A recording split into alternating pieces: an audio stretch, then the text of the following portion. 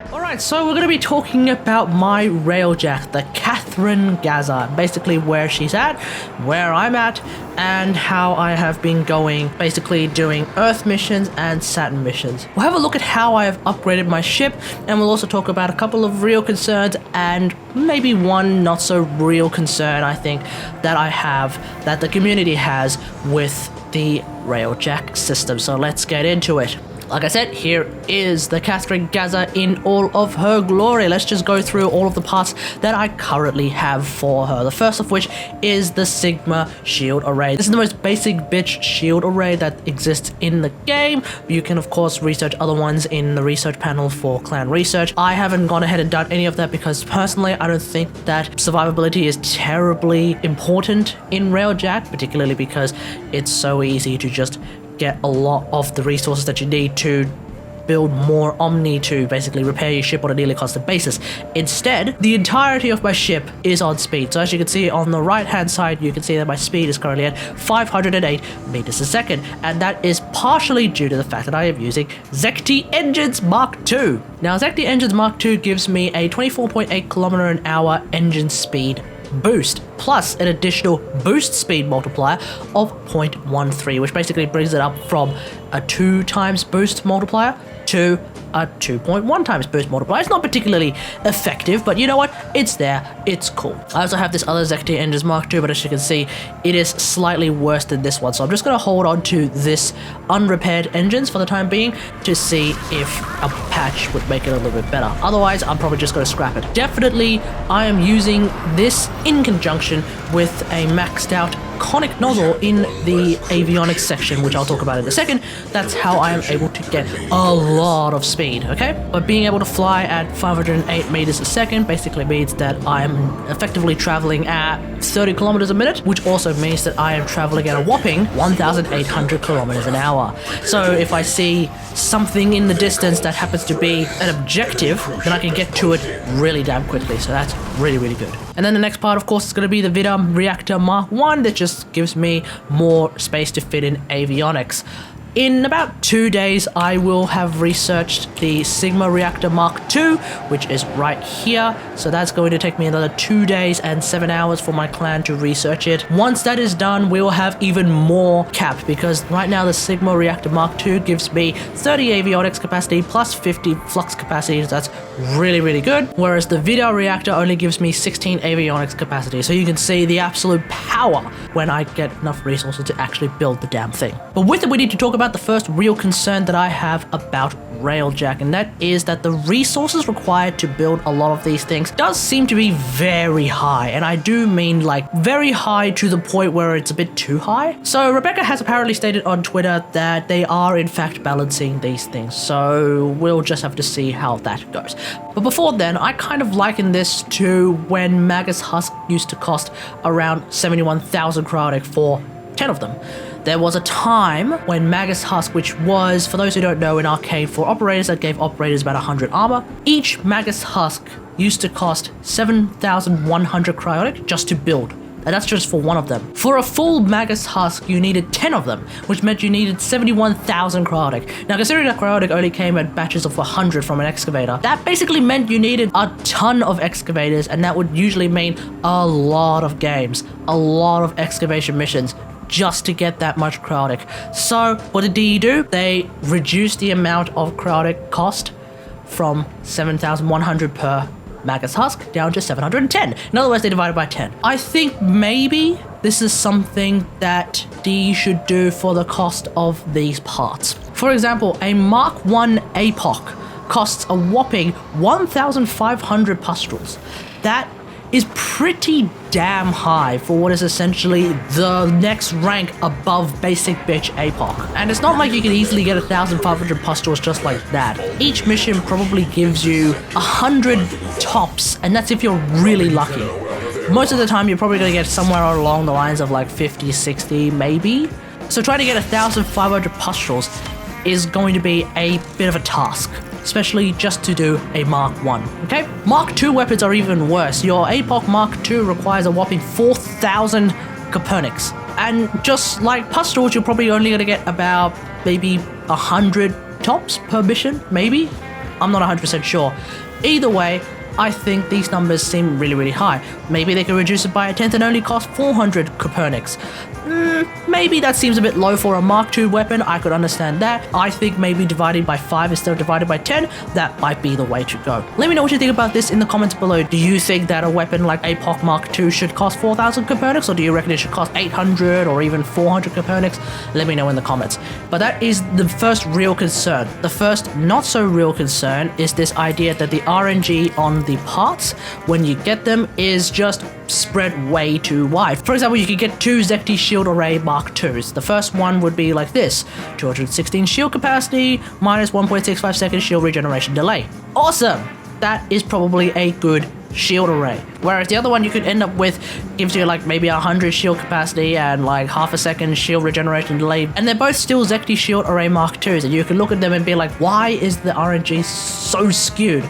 Now, I can see where people are coming from, but personally, I'm not too fussed about this, only because it turns out that if you were to, for example, dismantle a Zekti Engines Mark II, how much materials are we going to get back? We're going to get back 4,375 Copernics and 3,500 carbides, which is, I'm pretty sure, the amount of resources that I had to use just to build the damn thing. So essentially, scrapping a thing that you have already bought will give you a 100% refund of the resources that you farmed in order to make it, and then you can use those resources to build the other thing. The only thing that you are effectively losing is time. It will take you 12 hours to still rebuild something. So perhaps D could maybe make a specific resource that you get upon scrapping an already repaired item that either is universal and allows you to skip the 12-hour build time, because that is probably going to be the most annoying thing of them all, or alternatively it could be this thing which only works with specific types of parts. For example, if I were to scrap an engine, then I would get a resource that only works on other engines. If I were to scrap, say, my Vida Photor Mark II, then I could only use that resource to build other Photors or build other weapons. I don't know. Either way, that's the only part of this particular concern that actually worries me, but every other part about this particular concern, I'm not terribly fussed about. Speaking of the Photor, let's have a look at the Photor. So this is going to be my front gun, i.e. when I am piloting my own ship, I am using the Photor to shoot enemies down. Now, the reason why I love using the Photor is because it is effectively a hit scan weapon. It is a laser weapon, it's a beam weapon. Ergo, I don't have to worry about all this other concern that I've been seeing online of people yelling and screaming that their weapons are taking too long to hit enemies because they are effectively projectile weapons. Space lasers, on the other hand, they do seem very, very potent. Of course, I did just recently scrap them, but I am constantly coming across Zekti Photor Mark IIs. Honestly, I don't think the Zekti series is all that good, especially since they overheat like a bitch. Personally, I prefer the Vida Photor Mark II. If there happens to be 11 and a Sigma Photor Mark II, I believe there is a Sigma Photor Mark II actually. Either way, those ones might be useful alternatives, but the Zekti ones I'm just basically out of the question. And for the other weapon on the side, I am currently using the Lavin Cryophon Mark II. It is an ice wave generator. I am effectively indifferent about this weapon because it's on the side, so I'm not really using it all that much. I would basically have to defer my opinion to every gunner that shows up on the ship. But suffice to say, I don't think anyone has complained about it as of yet. It is definitely doing a lot better than the old Zekti APOC Mark II that I had on this ship, where people were complaining that it overheated like a bitch. And then of course for my third weapon, which is basically the middle mouse button weapon, it is just the basic bitch Tycho Seeker. At the moment I am considering swapping to the Galvark Mark II, but we'll just have to see. Again, it costs 4,000 Copernics, so it's going to take a while for me to go and build this damn thing.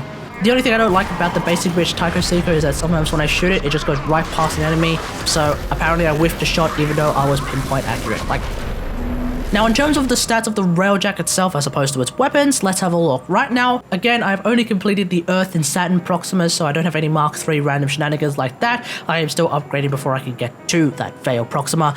As I previously stated, tankiness is not terribly important to me when it comes to Railjack, simply because I can constantly repair the ship from the inside, as long as I am also very diligently grabbing resources by destroying enemy ships and then flying towards their wreckage and picking up whatever they dropped. In terms of survivability, the only survivability I have is in the avionics side. Here we have simply one bulkhead that is maxed out on a 2 upgraded node on the grid. That's going to give me 72% increased hull. That's basically it. That changes the hull from 1000 to 1720. Whereas when it comes to speed, speed is everything. Like I said, I have a fully maxed conic nozzle on a fully maxed grid node. That gives me a whopping 25.3% extra speed. If I were to remove this, then we're going from 508 down to 431. And that is a huge difference. I also have a maxed hyperflux on a 2 upgraded node on the grid. That gives me a whopping 49 or almost 50% extra flux energy, which basically means I get to use my abilities a lot more. And my abilities, of course, are the almighty particle ram and the almighty seeker volley. And the almighty particle ram and the almighty seeker volley are both maxed particle ram and maxed seeker volley, except the particle ram on a 2 upgraded node, while the seeker volley is on a maximum upgraded node. So that makes it really damn strong. Basically means that my particle ram does about 1300 damage a second, which is really, really powerful. It essentially becomes my ship's sword, so I get to just ram straight through enemies, and it also helps with farming. That's really good because there's often these little fields of bombs and other bits and bobs that you can just fly straight through, and when you have particle ram active, which is active forever, by the way, you can just farm and clear a lot of these things, which gives you a lot of resources. That's really, really good. With the Seeker Volley, I am firing 50 homing missiles in a sort of array, which really causes the fireworks, so that's a lot of fun as well. And despite the fact that I actually own a bunch of avionics for tactical reasons, I cannot use a single one of them because I don't have enough avionics capacity! So obviously getting that Sigma Reactor Mark II is very important. And of course, finally, one of the most important things that you need to be upgrading for yourself, especially if you want to go into the Veil Proxima, in which you need a level 7 of just even one of them, is of course the Intrinsics. Now, my Intrinsic choice, like I said in a previous video, is that I'm going to be building for ballads. I built for ballads at 4443, with engineering kind of staying back because I don't really need the next engineering thing. Hashtag real talk. Generally speaking, there's actually quite a lot of people just in random pubs who are building for engineering, so that's really, really good. Otherwise, I am going 555, and just a couple of minutes ago, I actually leveled up tactical to level 6 so that I can get even closer to that level 7 so I can do those Veil Proxima missions. And the reason why I've chosen tactical in particular is because I get to use tactical efficiency at level 6, which allows me to use my abilities a little more. It basically gives me a 25% streamline, if you will, on my ship, which is really, really important for me. With every WarFrame build that I have, I always have around 30% efficiency, or at least try to have 30% efficiency. Even more would be better, even less would be problematic, but I do try to maintain around 130% efficiency in any WarFrame build, so that's why tactical efficiency is really, really important for me. With all the talk about intrinsics and leveling things up in terms of intrinsics, that brings us to our second real concern, and this is a big concern for me, which is the intrinsic cost, i.e. the amount of intrinsics that you need just to get something to level 10. As going up every intrinsic level requires twice as many intrinsic points, what that basically means is in order to get to level 10 on even just one of them, you'll need a whopping 2 to the power of 10 minus 1 intrinsics. What does that equal? It equals 1,023 intrinsics. Now, keep in mind that you probably get about 4, maybe 5 or 6 intrinsics if you're lucky. 10, I think, is really pushing it, so I don't really know the proper answer to this question, but you get around about 4 or 5 or 6 intrinsics a game, and just to get to level 10 in any of these particular skill trees, you need 1,023. I think that is really high. And that's just to get one of them. If you want to completely max out, you're going to need 4,092 intrinsic points, ladies and gentlemen, just to max out all 4 of these. And that's before we include the command roll that is coming sooner or later, which will bring it up to a whopping 5,115 intrinsics altogether, which... that sounds really high to me. You know, that sounds extremely high. So of course my main concern is trying to get from level 6 to level 7 on tactical. That's going to require 64 intrinsics. That alone is going to take long enough. The bigger problem is trying to get to level 10 is going to take bloody forever. I am sort of debating internally whether or not this is a terribly bad thing or kind of isn't. If Railjack is a thing that is integrated really well into the game and we're just constantly using it anyway, then I guess eventually we'll get to that point where, for example, after 6 years, I finally have the 5000 IQ Platinum Arrow build with a couple of Umbral Former. Maybe this is just one of those long-term things that will take a couple of years to really get into. I don't know. And of course, this particular problem with Intrinsics is further exacerbated by this apparent fact that doing different things in a mission reward different levels of intrinsics. So depending on what you do, you might get less intrinsics than other people, meaning that your quest to getting all of this leveled up is going to take even longer. So that is the second real concern that I have with Railjack at the moment, being of course the intrinsic cost. Let me know what you think about all of this in the comments below. Do you agree with what I've just said about intrinsics? Do you reckon they may be too much? Do you reckon they may be too little? What do you reckon? Just let me know. Also, what do you reckon D should do in order to curb the intrinsic cost? Maybe at some point on one of the levels, that should probably be the maximum amount of intrinsics that you need to rank up from level to level to level. So for example, at level 5, going up to level 6, you needed around 32, and then let's just make level 6 to level 7 to level 8, etc., require 32, and that could really curb down on the intrinsic cost. It will still take bloody forever to get all 4 and eventually all 5 of this sorted out, but it's a lot better than 5000 intrinsic. But of course, in the meantime, I do actually have full command of my ship. With my tactical at level 6, I actually get to use tactical avionics and deploy WarFrame abilities, which is really effective at dealing with things like intruders, because I tend to play mag and I can just use magnetize to magnetize a bunch of intruders, and then I could just go to the back of the ship and shoot them all dead. Great! Awesome! With my piloting at rank 5, I can boost and I can even use the drift maneuver, which just massively increases the speed of my ship during missions. This is extremely useful for missions that have a particular objective that happens to be some 18 kilometers away. Like I said previously, I have a speed of around about 30 kilometers a minute, so it takes me a little less than half a minute to get there. So it's really good. With my gunnery at rank 5, I get to use all the guns on my ship, including the great big artillery cannon, which is basically a gigantic space laser, and I can also slingshot into cruise ships. And because my tactical is at rank 5 as well, I also get to do the recall warp. So just like Hierarch Artanis, before he destroyed Shakuras, I get to just warp right out of an exploding ship. And that'll bring me to my third and final real concern about the Railjack experience, and that is that Archwings are too weak. It seems like cruise ships are actually using the old Rampart logic. Do you remember back when Ramparts were hilariously overpowered? Back then, there was a moment in time when Ramparts would instant kill you, despite the fact that you happen to be a fully modded, fully armored Inaros. And yet, when you jump on the very same Rampart that just completely decimated you in half a second, and then you shoot, say, a Lancer, it does fuck all damage. Now, why is that? It's because when it's shooting the Lancer, it's doing about 400 to 500 damage, and the Lancer has thousands and thousands of health. Whereas when it's shooting you, sure, you have thousands and thousands of health as well, but you don't have nearly as many thousands of health as a Lancer.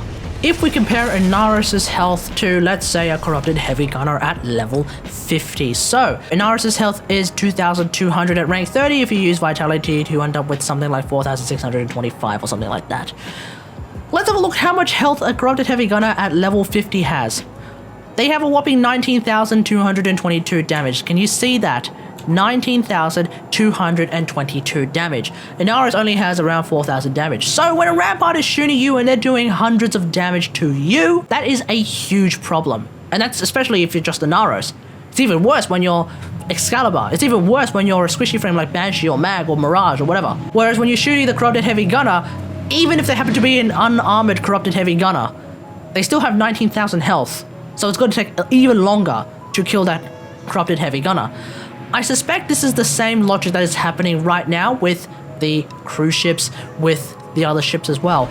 When your cruise ship is shooting a regular ship, you tend to do around 200-300 damage with your homing missiles, and that's actually pretty good.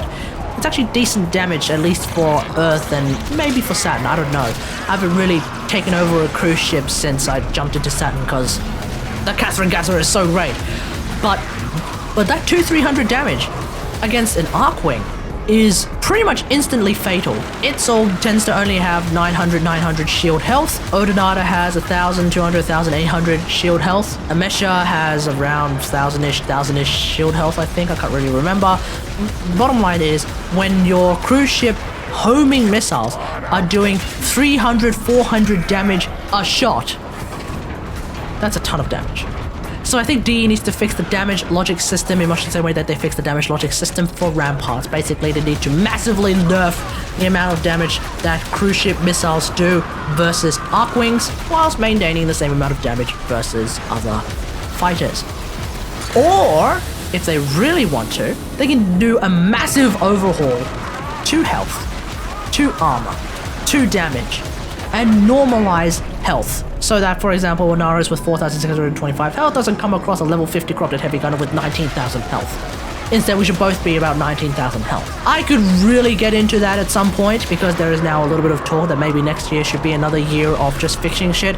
So maybe I'll talk about this whole normalizing health idea. Until then, I think cruise ship damage versus Arcwings needs to be brought down a lot before the Arcwing experience can even be, by definition, enjoyed. Because you're basically jumping out of airlock and then you're instantly dead. And that's why I put a huge emphasis on being able to use Arcwing Warhead and Recall Warp, so I don't have to deal with that insta-gibbing from getting shot out of space by a goddamn cruise ship. So that's the third real concern about Arcwings being too weak to really intense cruise ship fire. Let me know what you think about this in the comments below. Are you experiencing this particular problem as well? Let me know. I know a lot of people are like, well, just use a mesher because a mesher is great.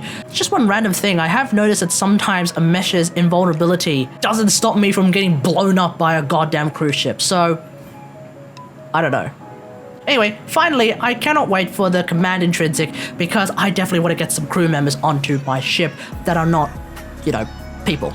For example, my liches, I want to get Kitaru, the disciple of the Platinum Arrow, onto my ship ASAP so that she can run around and stop intruders from destroying the ship. That would be really, really good.